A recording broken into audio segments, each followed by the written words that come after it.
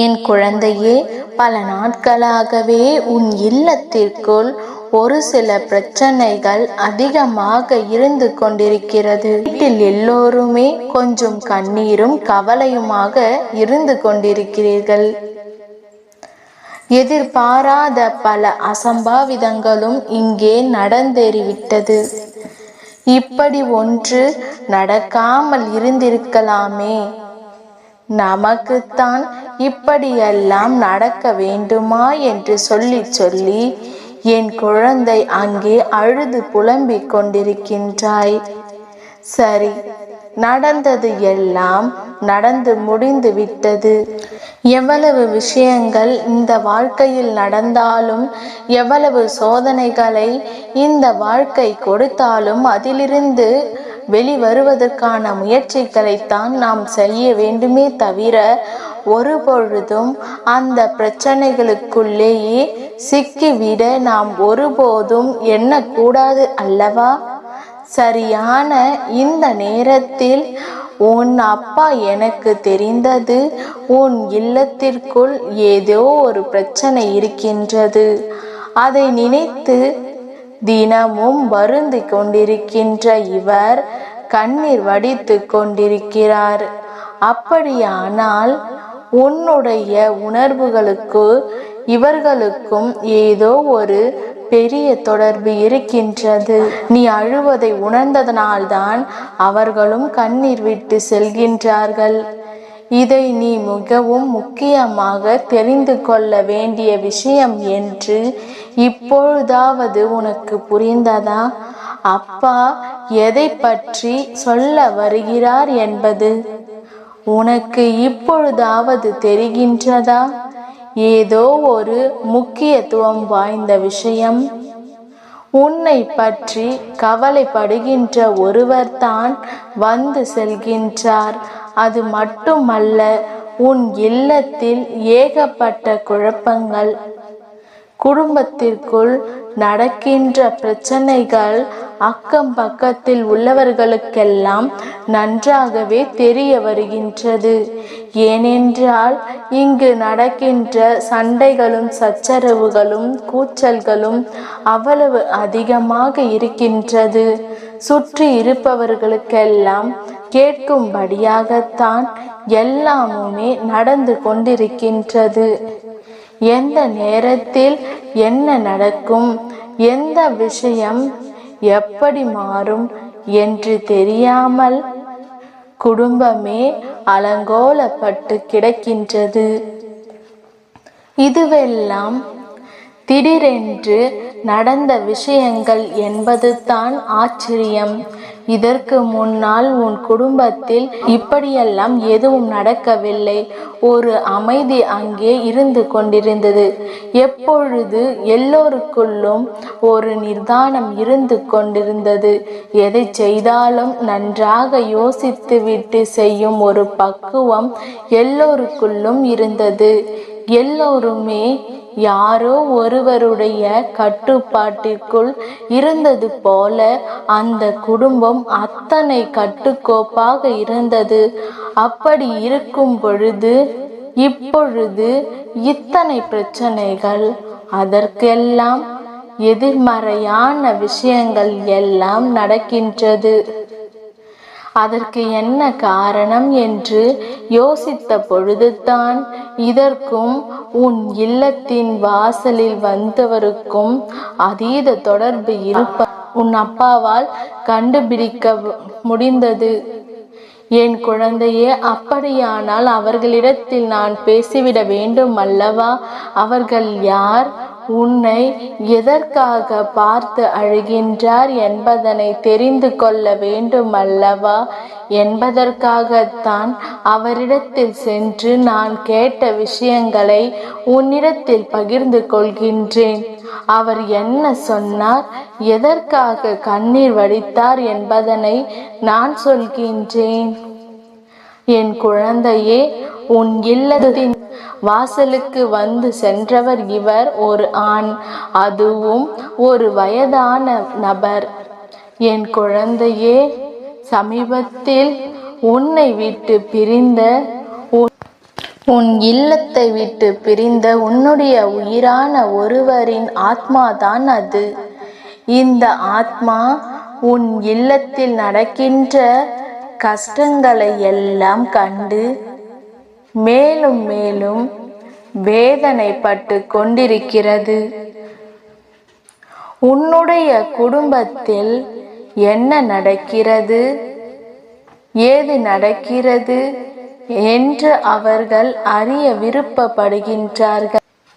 அவர்கள் இருக்கும் பொழுது நடந்த விஷயங்களுக்கும் அவர்கள் இல்லாத பொழுது இந்த வாழ்க்கையில் நடக்கின்ற விஷயங்களுக்கும் இருக்கின்ற வித்தியாசத்தை கண்டு அவர்கள் வேதனைப்படுகிறார்கள். நான் இருக்கும் வரை கஷ்டங்களும் கவலைகளும் என்னவென்று தெரியாமல் இருந்து விட்டார்கள். இப்பொழுது எதையுமே சமாளிக்க முடியாமல் திணறுகின்றார்கள். எப்படி இவர்கள் எதிர்காலத்தை நோக்கி பயணிக்கப் போகிறார்கள் என்று தெரியவில்லையே என்று சொல்லி அந்த ஆத்மாவானது வருத்தப்படுகின்றது. நான் இவர்களை கரை சேர்த்து விட்டு சென்றிருக்க வேண்டும். ஆனால் என்னுடைய விதி முடிந்து விட்டது. நான் என்ன செய்ய முடியும்? ஏதாவது ஒரு நல்ல வழியாவது இவர்களுக்கு கொடுத்து சென்றிருக்கலாம். நான் காட்டி கொடுத்த வழியில் இவர்களால் செல்ல முடியவில்லை. ஏனென்றால் அவர்களுக்கு சற்று கடினமாக இருக்கின்றது. அதே நேரத்தில் நான் சொல்கின்ற விஷயங்களும் நான் செய்கின்ற விஷயங்களும் இவர்களால் பின்பற்ற முடியவில்லை. நான் இருக்கும் பொழுது என்னமோ அவர்களுக்கு சுதந்திரம் குறைவாக இருந்தது போல ஒரு எண்ணம் இருந்திருக்கும் போல. நான் இங்கிருந்து சென்றதும் அவர்கள் சற்று சுதந்திரமாக இருக்க பழகிவிட்டார்கள். எல்லாவற்றையும் வெளிப்படையாக செய்ய தொடங்கிவிட்டார்கள். சத்தத்தை கூட சற்று அதிகமாகத்தான் சொல்கிறார்கள். எந்த ஒரு விஷயமானாலும் அது வெளியில் தெரிகின்றது. பிரச்சனைகள் நடப்பது மற்றவர்களுக்கு நல்லபடியாக தெரிகின்றது. அந்த அளவிற்கு இவர்கள் நடந்து கொள்கின்றார்கள். ஆனால் ஒரு விஷயத்தை அவர்கள் மறந்து விட்டார்கள். எதிர்காலம் என்பது ஒன்று இருக்கிறது. அதை நாம் நல்லபடியாக வாழ்வதற்கு என்னவெல்லாம் செய்ய வேண்டும் என்பதனை மறந்து விட்டோமே என்று சொல்லி இந்த வாழ்க்கையில் உனக்கு என்ன நடக்க வேண்டும், ஏது நடக்க வேண்டும் என்பதனை உணராமல் இவர்கள் சென்று கொண்டிருக்கிறார்கள். அப்பா, இனி எப்பொழுதும் என் இல்லத்திற்கு துணையாக இருக்க வேண்டும். என் பிள்ளைகள், என் குடும்பத்தை காக்க வேண்டும் பொறுப்பு உனக்கு இருக்கின்றது. நான் இடையில் விட்டு சென்று விட்டேன். நீயாவது இவர்களோடு இருந்து இவர்களுக்கு நல்ல விஷயங்களை எடுத்து சொல்லி என்னவென்று இவர்கள் வாழ்க்கையை வழிநடத்த உதவி செய்ய வேண்டும் என்று அவர்கள் என்னிடத்தில் கேட்டுக்கொண்டார்கள். எல்லோருக்கும் இது போன்று இல்லை. சில குடும்பங்களுக்கு சில உறவுகள் பிரிந்து விட்டது என்றால் அவர்கள் காட்டிய வழியில் நல்லபடியாக சென்று கரை சேர்ந்து விடுவார்கள். ஒரு சிலர் அவர்களை மட்டுமே நம்பி இருந்ததனால் அவர்கள் விட்டு சென்றதும் என்ன செய்ய வேண்டும் என்று தெரியாமல் விழி பிதுங்கி நின்று கொண்டிருப்பார்கள். அவர்கள் நினைத்து ஆரம்பித்து விடுவார்கள். கடைசியில் என்ன செய்கிறோம், ஏது செய்கிறோம் என்று தெரியாமல் எதிர்காலத்தை பற்றியும் அவ்வளவோ கணக்கில் எடுத்து கொள்ளாமல் எல்லாவற்றையும் இழந்து விடுகிறார்கள். இதுதான் உண்மை. இனிமேலாவது இந்த விஷயங்களை எல்லாம் என்னவென்று தெரிந்து கொண்டு உன்னுடைய வாழ்க்கையில் நடக்கின்ற ஒட்டுமொத்த விஷயங்களையும் சரியாக புரிந்து கொண்டு உனக்கு நடக்கக்கூடிய நன்மைகளை எல்லாம் நீ சரியாக தெரிந்து கொள்ள எப்பொழுதுமே தயாராக இருக்க வேண்டும். ஆத்மாதானே வந்து சொன்னது என்று நினைக்காதே. நீ சாதாரணமாக எண்ணிவிடாதே. அவர்களின் மீது நீ வைத்திருக்கின்ற அன்பு எந்த அளவிற்கு உண்மையானது என்பது எனக்கு தெரியும். என் குழந்தையே, இந்த அப்பா சொல்கின்ற விஷயங்களை நீ சரியாக புரிந்து கொள்ள வேண்டும். இந்த அப்பா உன்னிடத்தில் கொண்டு வந்து சேர்க்கின்ற ரகசியங்களை நீ நிச்சயமாக தெரிந்து கொண்டு, இந்த ஆத்மாவானது உன்னுடைய எதிர்காலத்தை நினைத்து வருத்தப்படுகின்றது. எதையாவது இந்த வாழ்க்கையில் சாதித்து உனக்கான எதிர்காலத்தை நீ உருவாக்கிவிட வேண்டும் என்று அது நினைக்கின்றது. அவர்களின் கண்ணீரை துடைக்க வேண்டியது உன்னுடைய பொறுப்பு. அவர்கள் இந்த உலகத்தை விட்டு ஆத்மாக்கள் உலகத்திற்கு சென்றுவிடவே இங்கு வருகிறார்கள் என்றால் இது அவர்களுக்கு நரகம் போன்றது. இந்த நரகத்தில் தேடி வருகிறார்கள் என்றால் உன்மீது கொண்ட அன்பினால் வருகின்றார்கள். எப்பொழுது நீ நல்ல நிலைமைக்கு வருகின்றாயோ அப்பொழுது தான் அவர்களுக்குரிய இடத்தில் அவர்களால் சந்தோஷமாக இருக்க முடியும். அதனால் நிச்சயமாக இதை மனதில் கருத்தில் கொண்டு அவர்கள் சென்ற இடத்தில் நிம்மதியாக இருக்க வேண்டும் என்பதனை நீ உணர்வாயானால் நிச்சயமாக உன்னுடைய குடும்பத்தில் அடுத்தடுத்த நல்ல விஷயங்களை செய்ய தொடங்க வேண்டும். எல்லோரும் ஒற்றுமையாக இருந்து குடும்பத்தில் நல்ல விஷயங்களை நடத்துவதற்கு முன்வர வேண்டும். உன்னை சுற்றி நடக்கின்ற விஷயங்கள் எதுவாக இருந்தாலும், வருகின்ற பிரச்சனைகள் எதுவாக இருந்தாலும் அதை பெரிதாக கணக்கில் எடுத்து கொள்ளாமல் எதிர்வரக்கூடிய நாட்களில் நாம் நினைத்ததை எல்லாம் நல்லபடியாக அடைய வேண்டும் என்கின்ற எண்ணம் மட்டும் உனக்குள் இருந்து விட்டால் போதும்.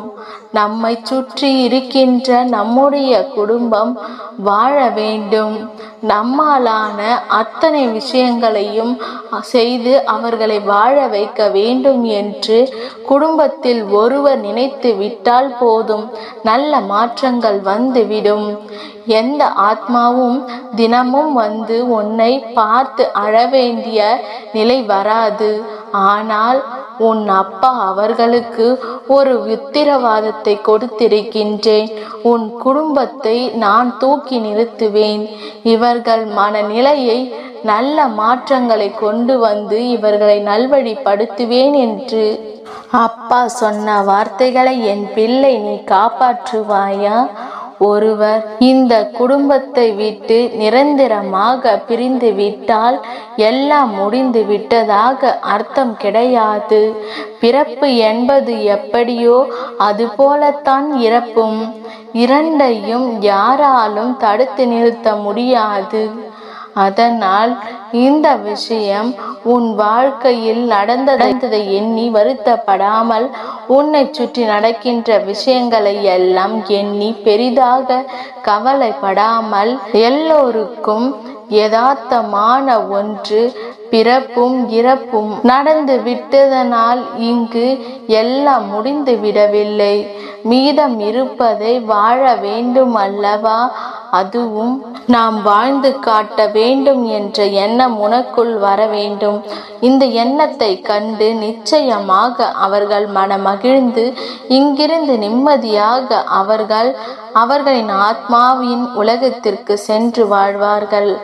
அப்பா சொல்வது உனக்கு புரிகின்றதா? அப்பா சொல்கின்ற வார்த்தைகளை மதிப்பாயானால் நிச்சயமாக உடனடியாக இதை செய்து நீ அனுப்பிவிட வேண்டும்.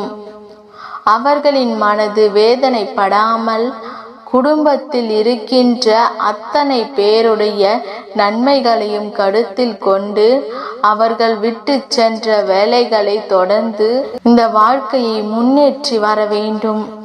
என்றும் இந்த அப்பா உனக்கான ஆசிகளை வழங்கி கொண்டிருப்பேன். உனக்கு என்றும் துணை நிற்பேன். நல்லதே இனி உன் வாழ்வில் நடக்கும்.